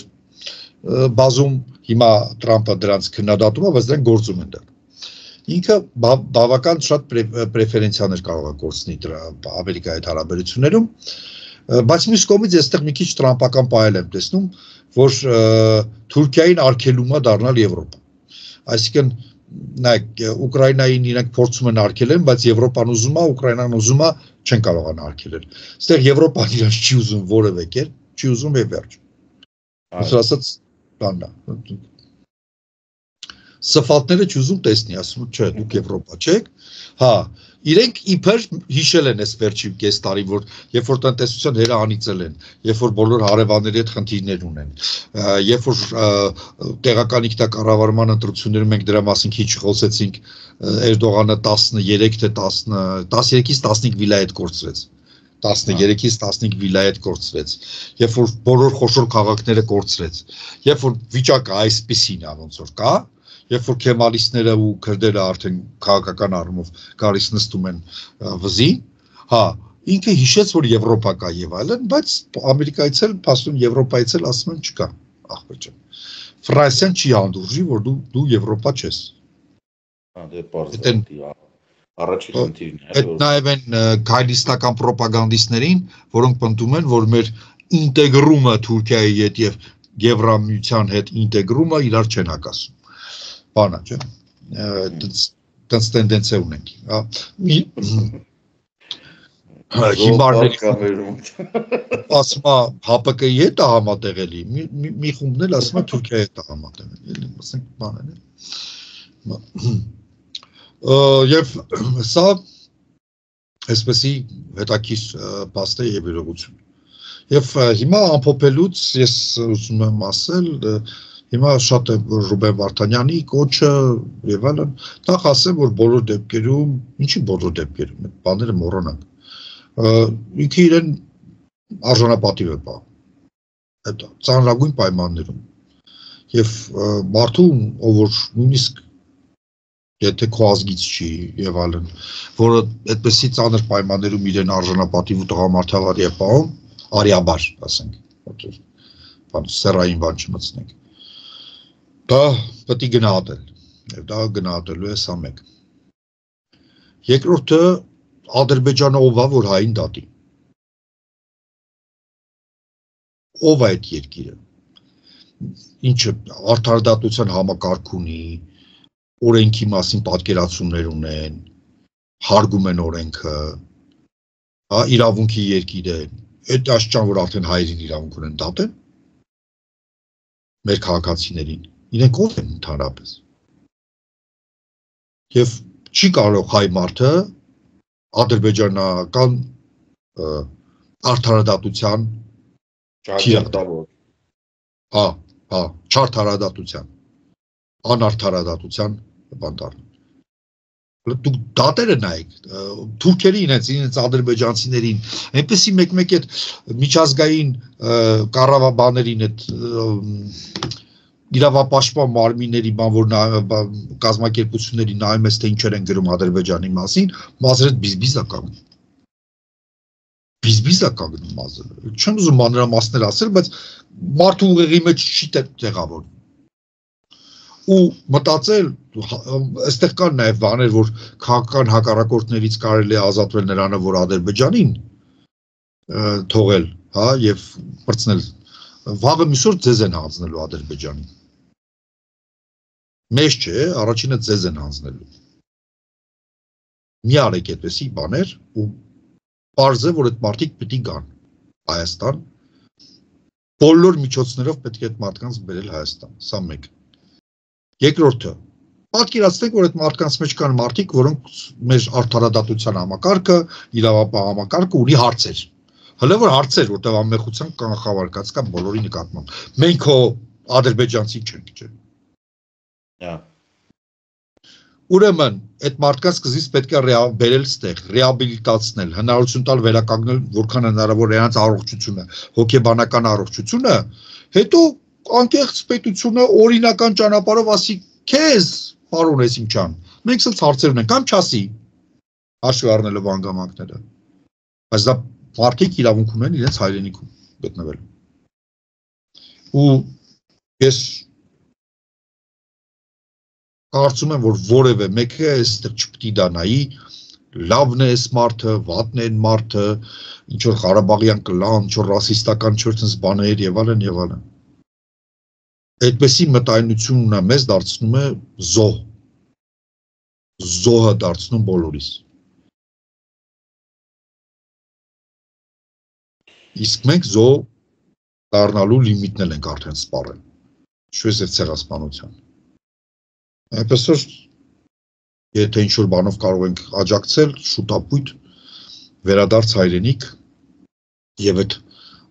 ադրբեջանական անարդարությունից, անարդարադատությունից ազատում բոլորին։ Ինձ թվում է, որ բանական մարդ այլ բան չի կարող ասել, չնայած ես կարդում եմ ախր, ոնց չի կարող ասում են, բայց ինչպես։ Դե գիտես մոդելը ինձ համար ոչ թե ընդունելի, այլ հասկանալի, այդ նույն մարդը։ Ասենք գա ընտրություններում ինձ խնդրեմ ստեղծի կամ բայց ինչ թվին խի այնք էս բանը ստորագրել, այնտեղ սրանք գողացել են հետո։ Չէ, հիմա նայ ամեն կերպ որ դու նայում ես փորձում ես գնահատես, այսօր խոսում էինք ֆունդամենտալ սոնիներից,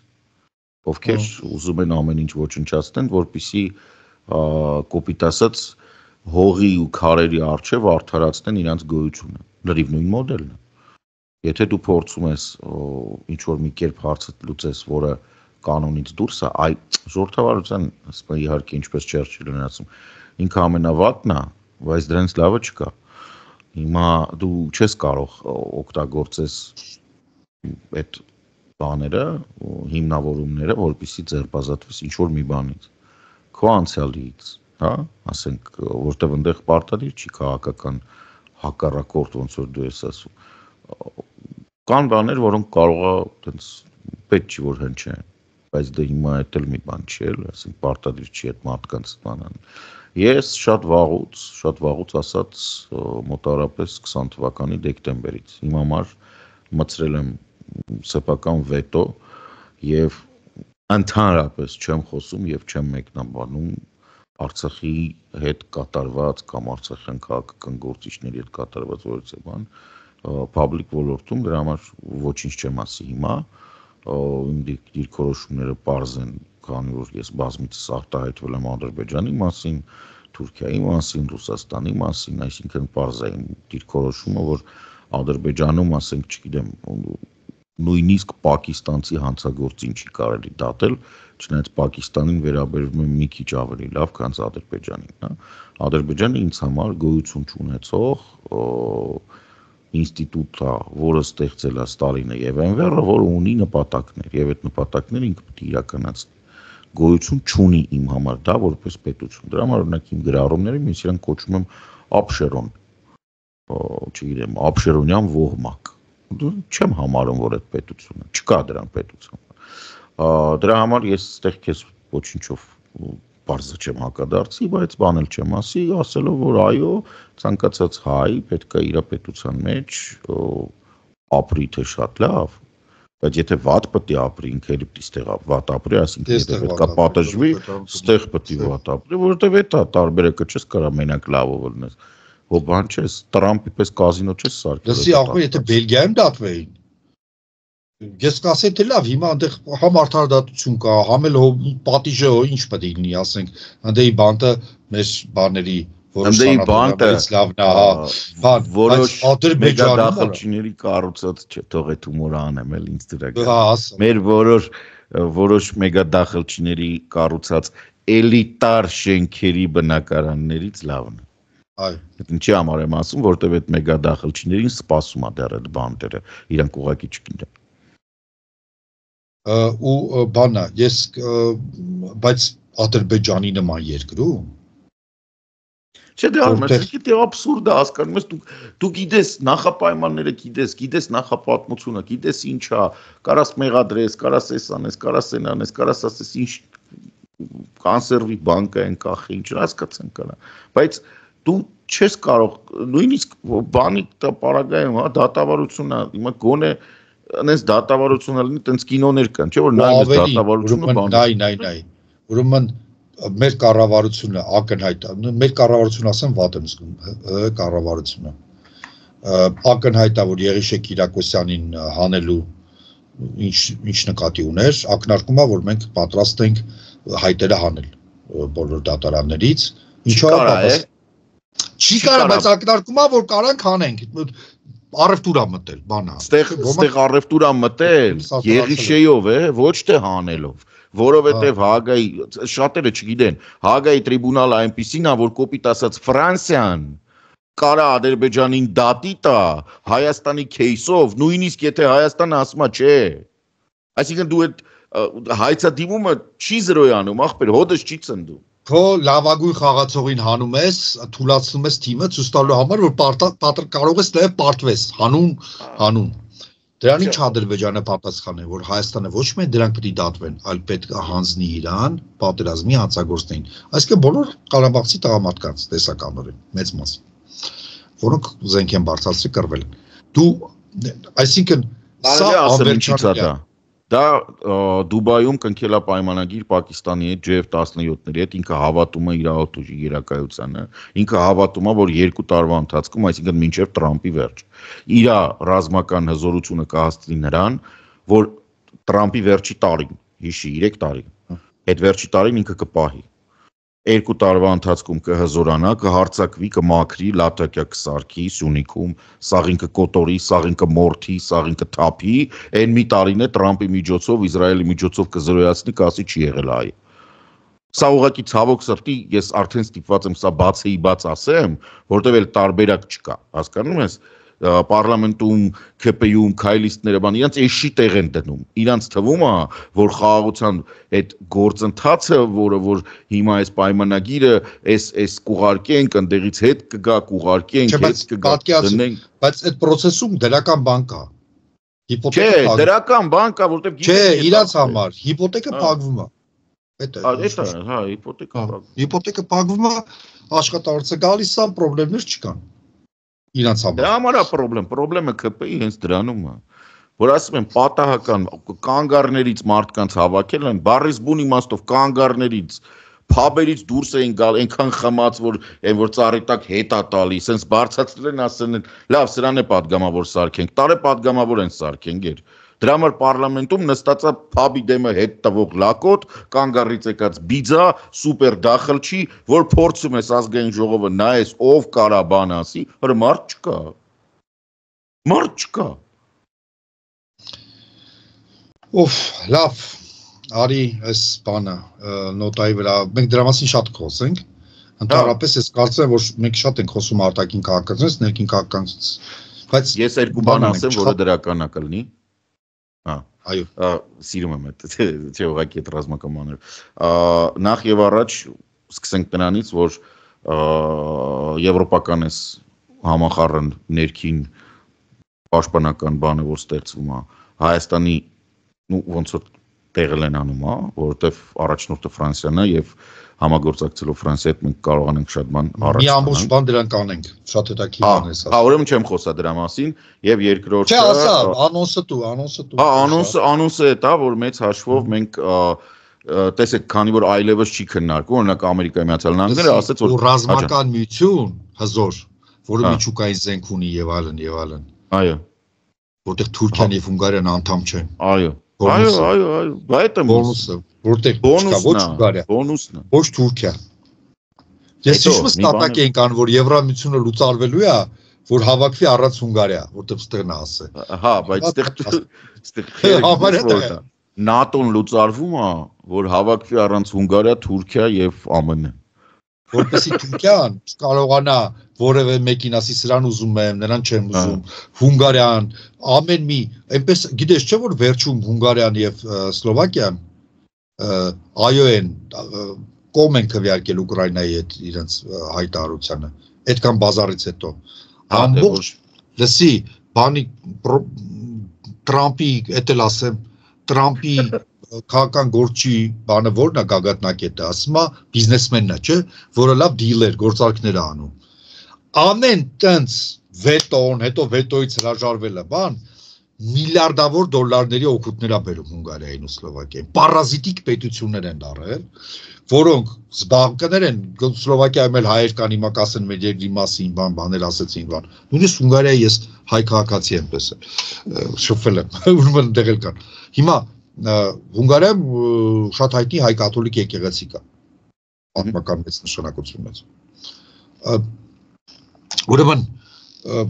դարձրել են բիզնես, իրանց հակա եվրոպացի լինելը դարձրել են բիզնես։ Հա, տենց է կա։ Բայց այդ գիտես, չէ, իրանք օգտվում են նրանից, որ եվրոպացիք շատ polite են։ Ես այդ օրը դրա համար ես արդեն լսում եմ, polite ես արդեն Կալասի բանի ելույթները լսում եմ, արդեն polite չէ։ Հա, Հունգարիան եմ ասում, մի օր կարող է բան անեն։ Բան է, որ բան ես անում էլի, այն հարևանա թոշակառու բան, հանգիստ ինչ որ տատիկ պապիկ են բան, այնքան են հardավադի տանում արդեն վերջ էլի, արդեն վերջ։ Հա, արդեն վերջ, բան չի մնում։ Լավ, այդ մեկ, սպասի, խոսանք, այդ նոր եվրոպական բանի պիտի խոսանք, հա։ Երկրորդ լուրը, այդ ռազմականը թողենք, երկրորդ լուրը նոր եկավ նասանձել է, Եվրոպական միությունը հաստատել է բան, Հայաստանից գոնե ոլորտներից մեկը բացել է Հայաստանի համար, դա ձուկն է։ Այսինքն մեր իշխանը, մեր ձկներենը, մեր բանը, նոր եկավ հաստատում, որ Եվրոպական միությունը օքեյ է տվել եւ Հայաստանից արտահանվող ձուկը բան սերտիֆիկացում է ստացել ավտոմատ։ Սա եւս մեկ հրաշալի նորություն։ Այսինքն այդ ձուկն է, որ Ռուսաստանը չեր ընդունում։ Այդ ոլորտը գոնե փրկեցինք։ Լավ, շնորհակալություն կարեք, կարևոր բաներ են, որովհետև բանա, չէ, շուկայա, ինչը դու շուկա չգտնես, հատկապես մեր հայ ժողովրդին շատ դժվար է համոզել, որ այն ռուսական շուկան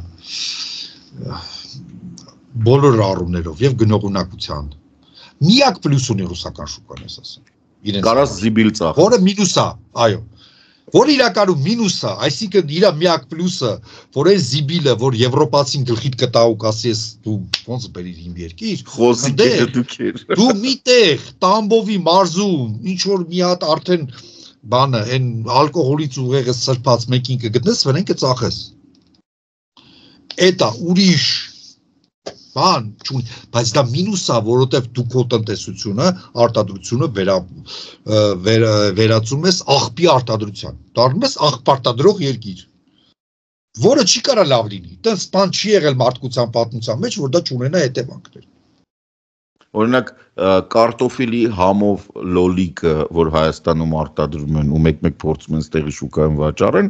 Ռուսաստանից բացի ոչ միտեղ չես բան, որտեղ մենակ ռուսին կարաս համոզես, որ այդ լոլիկ է, որտեղ ինքը լոլիկ չի տեսել, ինքը չգիտի դա, տեսի լոլիկ է, այս կարտոֆիլը լոլիկի տեղ կեր։ Դες ես հիշում եմ ծիրաններ էին վաճառում, որ Ռուսաստանում ապրում էի, մեր ծիրանի կորիզը ավելի մեծ է, քան այդ ծիրանը, որպեսզի հասկանաս։ Պատկացի չափը։ Վայրագ։ Բնականաբար ինքը լրիվ ուրիշ համ ունի, որտեղ չի կարա այդ չափի ինչ-որ։ Վայրագ է, հա, այդ ծիրանը։ Ինքը, չէ, ինքը մոլդովական է։ Եղեք ես։ Բայց քանի որ հայկական ծիրանն է հայտնի, ադրբեջանցիները այնքան ծիծաղել են շուկայով գնում ես ադրբեջանցին գորմա արմյանսկի նստայա շապրիկոս որ ադրբեջանցին ռուսին համոզում է որ մոլդովական ծիրանը դա հայկական ծիրան է որ այդ աղբը ծախի վրա է դուած ու առնողներ կային հասկանում ես ու առնում են ինչ լավ շնորհակալություն աջակցության համար մինչ հանդիպում այս շաբաթվա մեջ կարող է նույնիսկ երկու անգամ տեսնենք որտեվ բաց ենք թողել հա տեսնենք ոնց կստացվի բայց հավատացնում եմ որ տեխնիկական եւ ինչ որ կարեւոր բաներ կային հարցերը շարունակեք ուղարկել որ մի ծրագիր անենք հարցերով ժողովրդի պատասխանացել այո մինչ հանդիպում շնորհակալություն հաջողություն վախեք պակա